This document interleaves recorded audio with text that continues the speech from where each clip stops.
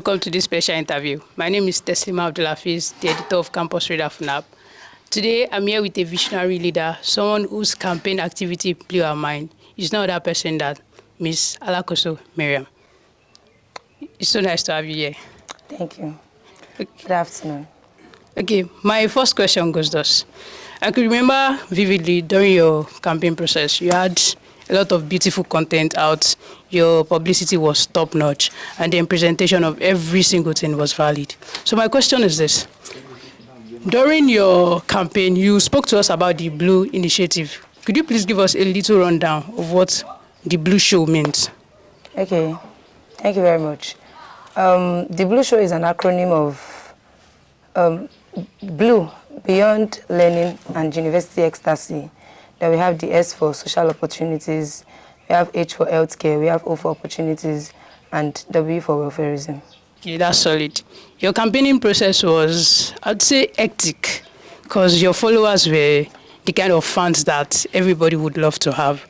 So during your campaign process, could you please tell me one highlight? I know you had a lot of things that you learned, but give me one highlight from the whole process of campaigning. Actually, I would say I didn't believe I could be that patient. The campaign process taught me a lot of patience. That there was a day that I was even like, she may not know by, but alhamdulillah, I prayed to God about it, and here I am. Alhamdulillah, moving on. So now that you have been the vice president of FUNAABSU, and then you have few days to the end of your session, because soon now we'll be having the swearing in of new executives. I'll say, how has your overall experience been in office, being the vice president? Actually, apart from the fact that it was stressful, I'm not going to lie, but then I learned a lot. I learned how to, tolerate people. The 10-man cabinet plus the judiciary arm and the legislative, we are 24 principal officers in total. Okay, there's a way I had to know that this person is like this and I have to live with it. So the tolerance of the 24 people, and I made sure that there was no issue with any of our cabinet, the FEC that I'm a part of, and the other arms of the government. And alhamdulillah, there was no issue that required people to come and start settling issues for us. I think that's a very great feat. Okay, so aside from the patience that you learned during your campaigning process, you also learned tolerance during your stay in office. So moving on, you had so many initiatives or so many plans for your session. And then one of it that stood out for me, not because of its success, but because of the challenges that you faced, was the skill acquisition training. You had few people that turn up. I know before the event started, you had expectations. Now that the skill acquisition program happened and then you had low turnout, how do you feel? Actually, about the skill acquisition, I believe I had my own flaws, the way people did not turn out, because I did not do enough publicity for it personally. Yes. It was now later that I realized that, okay, I think I was supposed to use my BC to talk to people. I was just sending it to my status, and I left the bulk of the work to the PRO. So I feel like if I had done enough publicity, it would have turned out better, I feel like. So it was important to reach out to your people through your own means. I'd say that that's a valid lesson you took from that scenario. So talking about more initiative, while the skill acquisition may not turn out the way you wanted it to turn out, the trade fair was a very excellent one, because the early mornings of that day, I was present at the venue and I saw how things were. So how do you feel now that you've done something that was challenging and you had low turnout, as opposed to something else that was really nice when it started? Like I said, I learned my lesson because I did not use the BC to publicize the skill acquisition. And when Union Week came, I felt like, okay, I have to push this thing out myself. And I begged the PRO to we had to use our BCs. I had to we have a buy and sell FUNAAB group that Dynamic and I created at the beginning of the administration.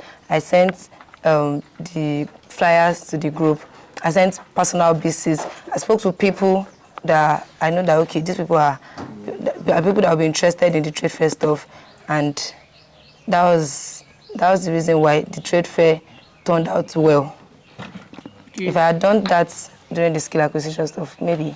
No, that gone well too. Because some people were even like, they did not hear about it. Oh, okay, that's nice. So on a random Wednesday, I saw a lot of people coming from Motion Ground, and I asked them, what did they go there to do? What were they doing? And they told me that the office of the Vice President, Alakoso, was sharing free sanitary pads. I felt like that was a very thoughtful thing to do, given the economic situation of the country. What inspired the thought process behind that initiative? Actually, I wanted to celebrate the International Women's Day with impact. I didn't just want to like organize a program.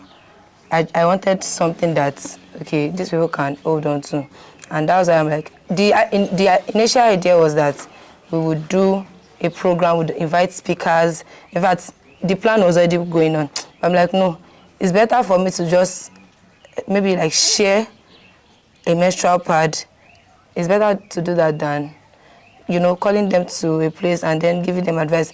Because I feel like, what do they want to hear that they've not heard before? Definitely. So I think that one, it stood out for me because till today, people still talk about that. They are grateful for that, even though the part was not all that. But they said they are grateful for it, and it's an achievement for me too. Yes, it was a very thoughtful thing to do. Very, very thoughtful. So looking into your personal perspective, before you contested for the post of Vice President, you feel like, okay, it's in my office, these are the things I want to do. What are the things that you felt like you wanted to do them, but you were not able to achieve them? I had a lot of things to do, but because of financial constraints of the union, that's why. And I didn't want to like disturb people for sponsorship because I know that there are bigger programs coming up. One of the things that I plan to do when I entered the office, that I even thought that, okay, if it does not work well, it's my personal money. I plan to like send a message to people across to departments to do tutorials for people from my own office. So I know it's not, sometimes some people are like, okay, it's not supposed to be my work, maybe it's supposed to be the work of the welfare. But because I promised welfareism when I was campaigning, I said I was going to work hand in hand with the office of the welfare director, and that is why in every health center meeting, I'm always present there because it was part of my campaign process. I plan to do tutorials to people. In fact, I spoke to Right Minds tutorial that, is there a way you can give me discounts that you should, maybe like I'll just give him some particular people that will be helping me to do, Right Minds now for his academic excellence. So like maybe help me to tutor people on particular subjects that are giving them challenges. And I spoke to some other people that can do free tutorials for the general populace. That one for Right Minds was supposed to be for special people. Okay. I don't know if you understand. Okay, I understand. Yeah. Okay, before I move to the conclusion, there's something I'm curious about, and it's the way the executive council, they show up for events. Like, let's say a Wednesday, they have close to 4 events. They make sure they show up at least for some minutes in every of the events. How do you guys go about it? Okay, I would like to appreciate our president and the PRO because the way they always carry people along, they'll be like, put a 10 minutes, we have a lot of programs. Even sometimes when the union has a program, we still like, let's even if it's just 10 minutes, let's just stop by at this event, let them know that we came, let's just stop by, and let me say, most of it was the president and the PRO that are always pushing us to go. Okay, big shout out to the president and the PRO. Now that your time in office is almost over, and then we have the vice president-elect, what lessons do you have for your successor? Okay, I don't have any advice for her because nobody advises me. But then she has her own initiatives that she wants to bring in too. But I would appreciate if it's possible to, the continuity of the menstrual pad campaign, because I can't even lie, that's like the best thing that I'm always, even if I remember, I'm always happy that I did this thing. Okay, I would like for the continuity to happen. And then the trade fair, when I did this trade fair, people were even like, please now, is there a way that we can do is there a way we can do more of it? When else am I doing? And I'm like, oh, after this week, I'm preparing for exams, but the next administration will do more of it. So she's an entrepreneur, not like me. So she should work more, even if it's just like twice in a semester. That's 4 times in a section. She should do more of the trade fair because it really helped people. In fact, till today, people still text me that they are really grateful for that trade fair opportunity. Because even when I brought them to come, I still found customers. I was telling people to come and patronize them. Buy this one for this one, buy this one for this one. So she should work hand in hand with the vendors too. She should.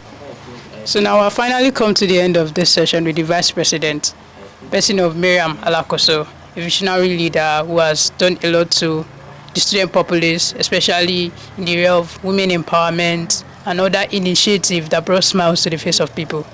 My name is Teslimah Abdulhafiz, and I've come to the end of this interview. Thank you.